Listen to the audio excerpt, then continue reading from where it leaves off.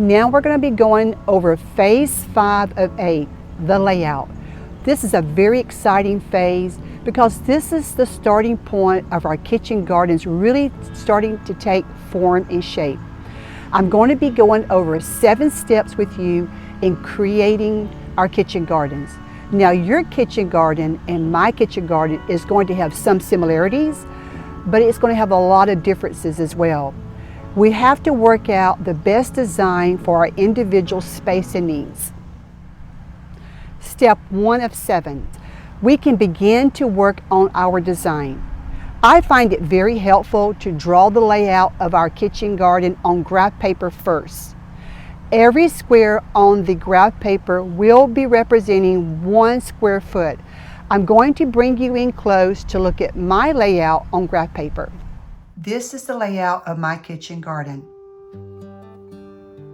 My dimensions is a 40 by 40. By doing the perimeter, I have a 2 feet growing space all the way around my kitchen garden.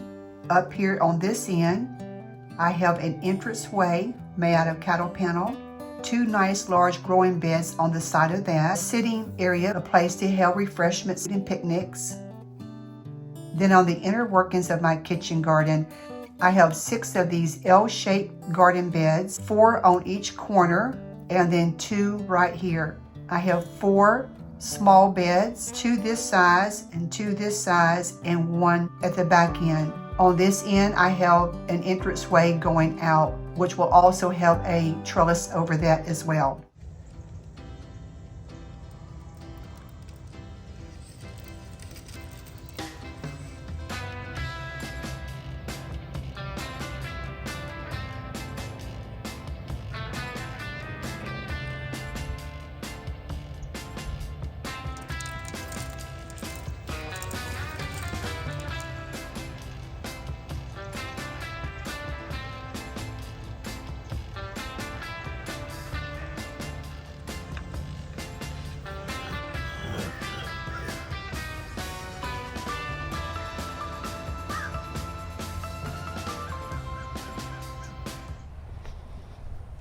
Okay, so now I just put down the outer perimeter all the way around, leaving a gap here to get the tractor in and out, to bring blocks in to create the inner workings of the kitchen garden. So now I'm working on the inner perimeter, which is going to be creating a border all the way around, and this is going to be 2 feet on the inside to plant flowers, maybe some blueberry bushes and things such as that. So I'm going to continue working here, getting these blocks down.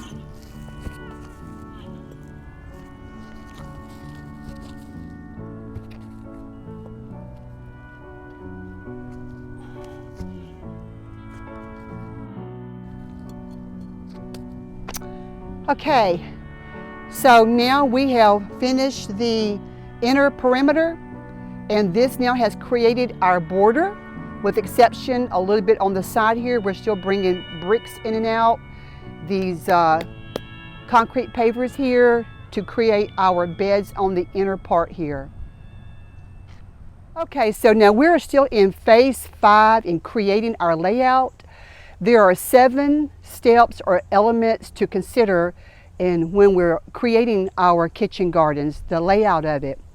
So now, depending on what our individual situations are at hand, we can go in and out of these 7 elements at different times. They do not have to be in any kind of consecutive order.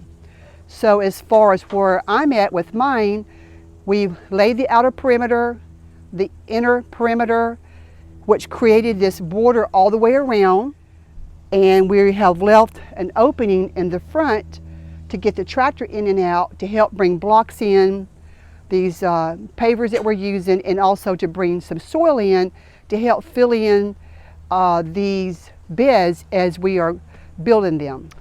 Okay, so we have been working diligently on putting soil in the outer perimeter, the border all the way around. And as you can come over this way some, we are starting to work on our beds on the inside of this area. So my idea behind it is, as we're building this, I want my kitchen garden to have symmetry, and so this is why I went with the graph paper to design it on graph paper first. That way when we're out here working, it takes all the guessing out of it. All we have to do is look at our blueprint, if you would, on the graph paper, and it shows you how many square foot we're supposed to have for walkways, how much square foot we're to have for each individual bed. So if you can come on around, we got 3 feet walkway in between the beds. That's definitely wide enough for me to get a wheelbarrow in here if I need to. We're going to be bringing the tractor in to fill up these beds along here before we get the beds in the middle created and just kind of work ourselves on the way out. Hi, I'm going to fast forward in time in my video to give you a little sneak preview of what I'm trying to accomplish in putting down my perimeter, border, and the inner workings of my beds. Let's go.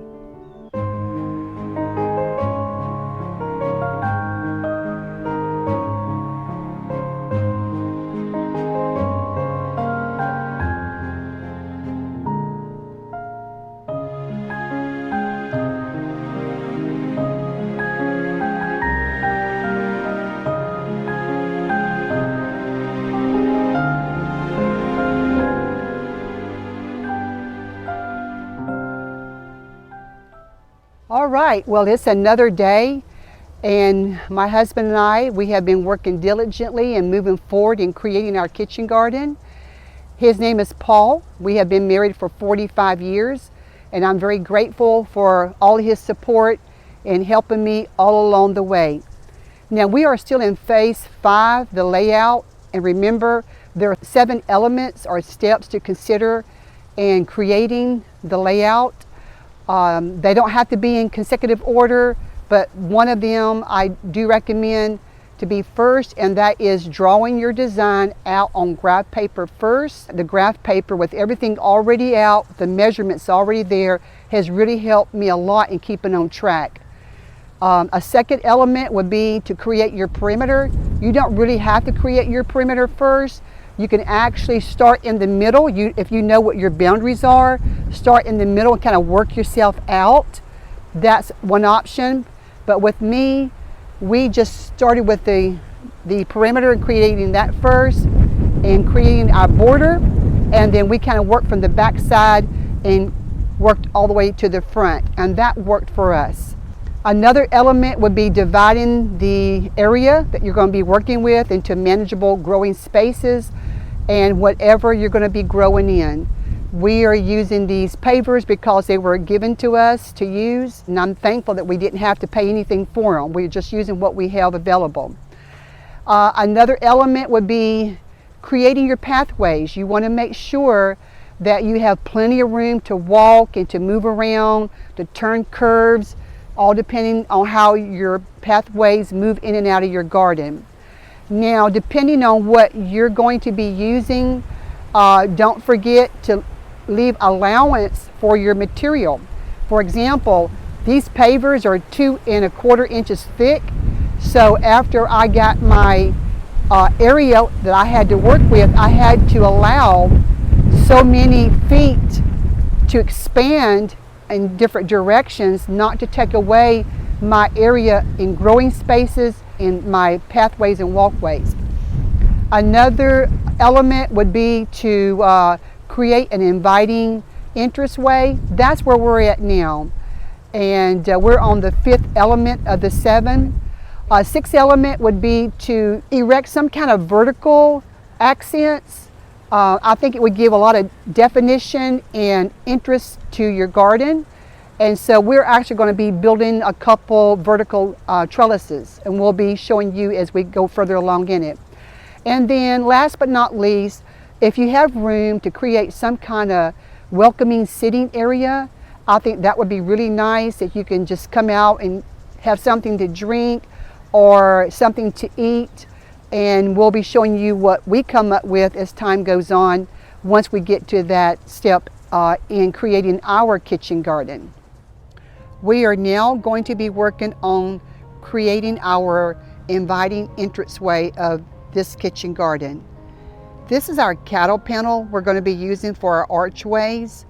It is 16 feet long, 50 inches wide.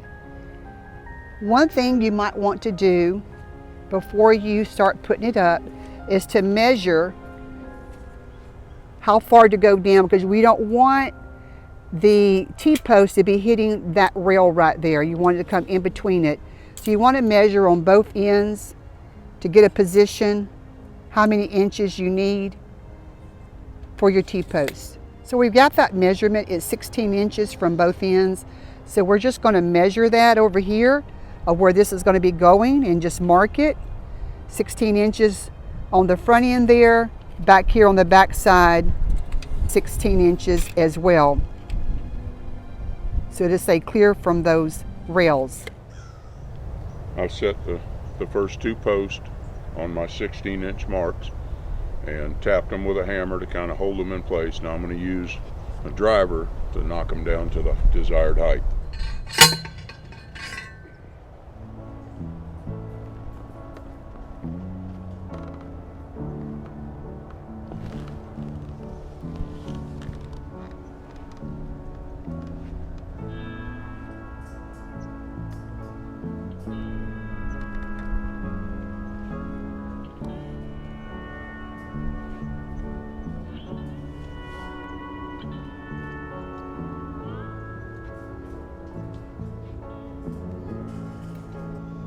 He's using some zip ties to secure it initially here.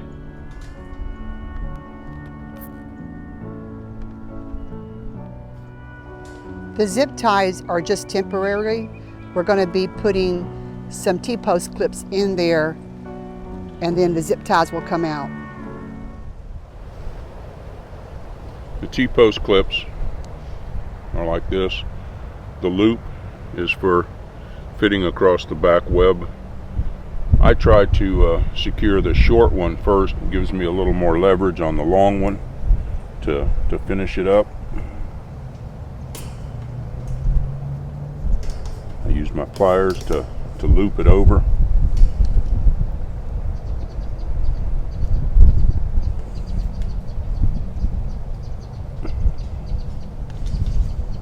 Some people use screwdrivers to loop them over. I use pliers simply because it gives me the ability to roll it all the way around to where there's no sharp object to cause somebody injury.